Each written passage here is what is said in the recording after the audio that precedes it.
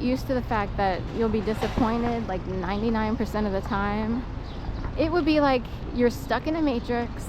You cannot find your way out through all these people who, in a way, are handled, you could say puppeted, I guess, but they're handled to either obstruct you, block you, not be totally awesome. Like, if someone were friends with me, other than me like having to complain about what goes on, but otherwise I am very supportive, encouraging, kind.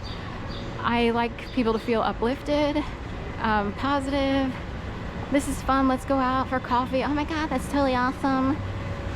But all along the road I got all kinds of different things, and we won't get into it. I don't know what people are trained to do or if they grew up in orchestrated communities, but no thank you on orchestrated communities, or whatever they are. People learn how to signal, they learn how to do this, that, and the other. And I don't know if they think they're protected in these communities, but for me, I've never been protected. Also, I need to make a certain amount of money.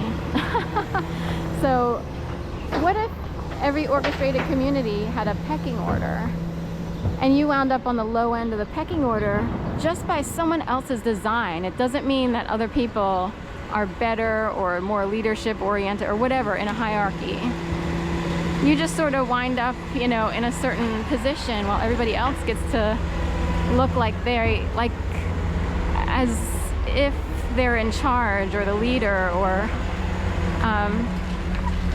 and they would have a certain personality that goes with that. I have met leaders who are very good at technically holding the role of being quote-unquote in charge of a group or whatever, but they don't need to use body language or have an air about them that's overly dominant, if you will. Most people would say either they're aggressive, bully, dominant in a negative way, or they would say, oh, they're snobby or this, that, and the other. It's hard to explain. Like, certain people have a way about them, and it can be really irritating, and the best leaders do not carry that with them. They are very self-aware. They are very conscious not to make other people feel small, belittled, patronized, or condescended. People who need to use belittling, condescension, patronization, they are desperate souls who need to feel in control. They need to feel as if they're better. They hate themselves so much that they take on the worst type of leadership role you can imagine. And they think they need to feel superior. Those people are the worst people to be put in a leadership type position. And it happens. We don't have the best communities throughout all of the United States.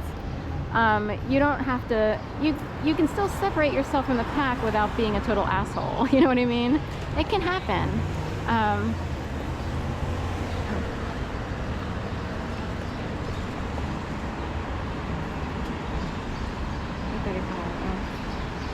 Alright, so anyway, I will come back, and I have a little bit of time here.